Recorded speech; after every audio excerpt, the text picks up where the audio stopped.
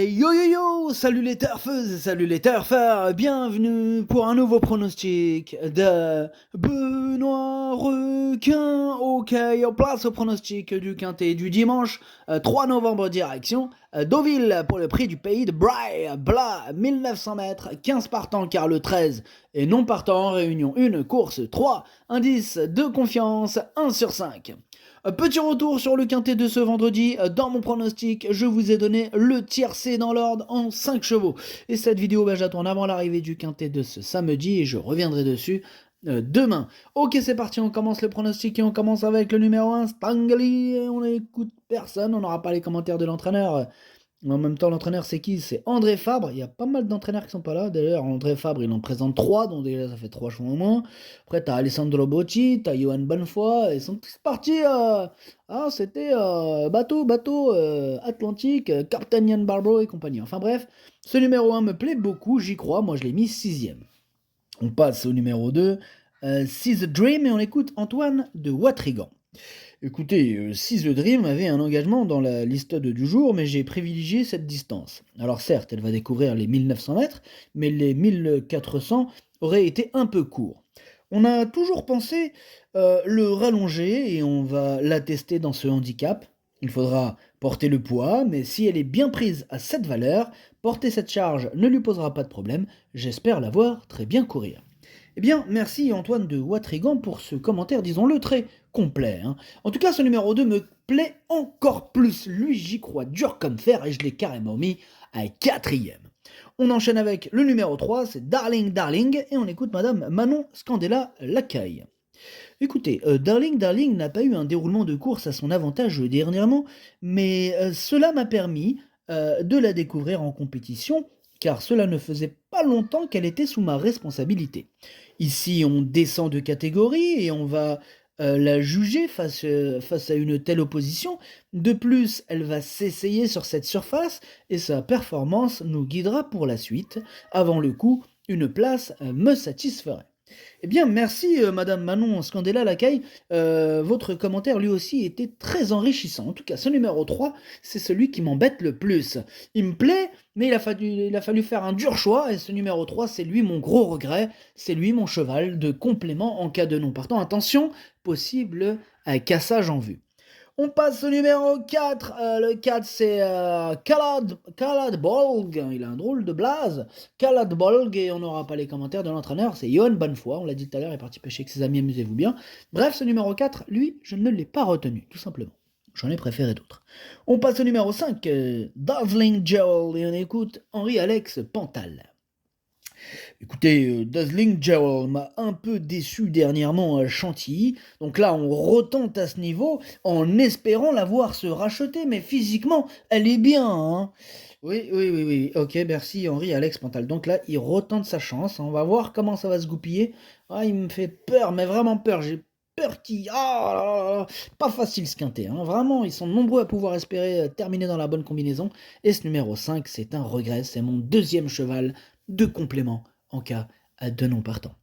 On passe au numéro 6, c'est Everstar, et on écoute Ludovic Gedbin. Everstar vient de prouver sa bonne forme. Cette fois, ce sera un retour dans un handicap. Alors, jugé sur ses tentatives printanières, on a le droit d'avoir des ambitions. Maintenant, c'est un poulain facile, hein. Il ne lui reste plus qu'à montrer qu'il est toujours compétitif à cette valeur, mais il partira avec ma confiance. Ok, merci, Ludovic Gedbin.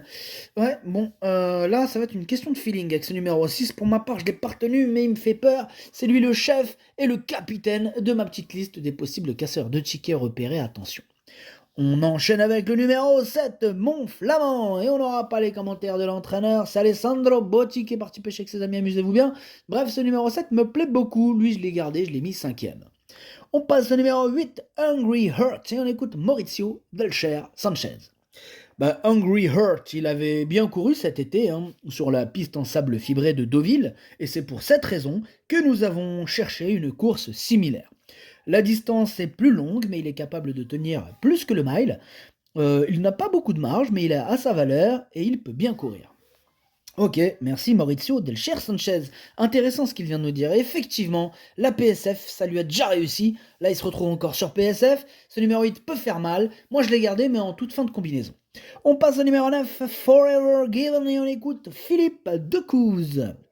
Forever Given nous a fait plaisir en dernier lieu, en prouvant qu'il était capable de s'illustrer dans cette catégorie et à cette valeur. Donc ça fait déjà 2 points. Je comptais lui laisser un peu plus de temps entre 2 courses, mais il est resté en pleine forme, alors c'est la raison pour laquelle il a été supplémenté, voilà. Je me suis dit, là, tu pètes le feu, mon gars, je te supplémente. Je rajoute un billet, on rentre dans ce quintet, quitte à rajouter de l'argent de ma poche, c'est ça, supplémenter. Eh oui, il a rajouté des thunes. Il a visé ce quintet. Philippe Decouze. Excusez-moi, je vous ai coupé, Philippe, vous pouvez poursuivre. Ben oui, j'ai pas compris, là. Bon, enfin bref. Donc, comme je disais, je l'ai supplémenté. Avec un bon parcours, il devrait pouvoir lutter pour les premières places. Eh bien, merci, Philippe Decouze, voici. Il le confirme. Il est super chaud. Bon, maintenant, une course, ça reste une course, avec les aléas du direct, mais ce numéro 9 fait partie de mes préférés. Moi, je l'ai mis 2e. On passe au numéro 10, Ganas, on écoute Eddie Abri. Écoutez, Ganas n'a pas fait sa valeur en dernier lieu, sûrement à cause de l'état du terrain qui était très lourd. Il mérite un rachat, car auparavant il avait montré qu'il demeurait compétitif dans ce genre de tournoi. Sa forme, elle est toujours d'actualité. De plus, il a déjà bien fait sur la PSF et sur cette distance. J'en attends une réhabilitation. Ok, merci. Et Diaby, en tout cas, ce numéro 10, moi, il me plaît beaucoup. Il fait partie de mes préférés. J'y crois dur comme fer. Je l'ai mis 3e. On passe au numéro 11, Tidilla. Et on n'aura pas les commentaires de l'entraîneur en même temps. C'est l'autre, là, André Fabre, spécialiste de la pêche de la carpe. D'ailleurs, t'en trouveras pas là où tu es. Eh oui, monsieur est dans l'Atlantique. Il espère choper une carpe. Bon courage, André Fabre. Ouais, j'espère.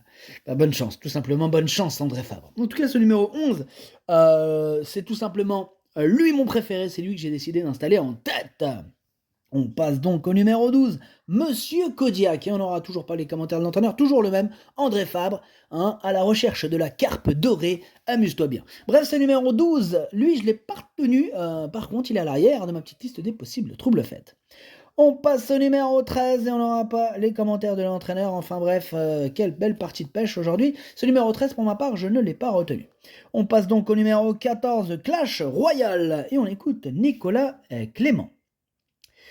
Clash Royal, il aime le parcours, s'y étant déjà imposé. Bon, elle a beaucoup couru cette saison, mais ses dernières courses sont plutôt encourageantes. Elle est restée en bonne forme. Il va lui falloir composer maintenant avec le numéro 15 en dehors. Ouais, ce numéro 15 peut peut-être l'embêter, nous allons voir, mais en tout cas, malgré ce numéro, moi ce numéro 14, je l'ai gardé, mais en bout de combinaison. On passe au numéro 15, sous influence, et on écoute Xavier Blanchet. Écoutez, sous influence fait toutes ses courses, et a prouvé qu'en 33,5 de valeur, il était proche d'un succès. Maintenant, j'aurais préféré le voir en deuxième épreuve où sa tâche aurait été sans doute plus facile, voyez-vous. Cependant, le poids faisant les courses, on y va avec la prétention de bien faire. Ok, merci Xavier Blanchet. Ce numéro 15, pour ma part, moi je l'ai pas retenu, il est en plein milieu de ma petite liste des possibles troubles faits. Et on termine avec le numéro 16, Rayo de Luz, et on écoute Madame Sandrine Gavilan.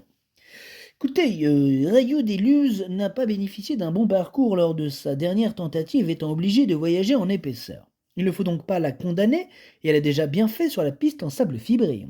Alors je suis consciente que la partie ne sera pas facile, mais avec un bon parcours, elle essaiera d'accrocher une place. Elle fera ce qu'elle pourra. En tout cas, moi, ce numéro 16, je ne l'ai pas du tout retenu, j'en ai préféré d'autres.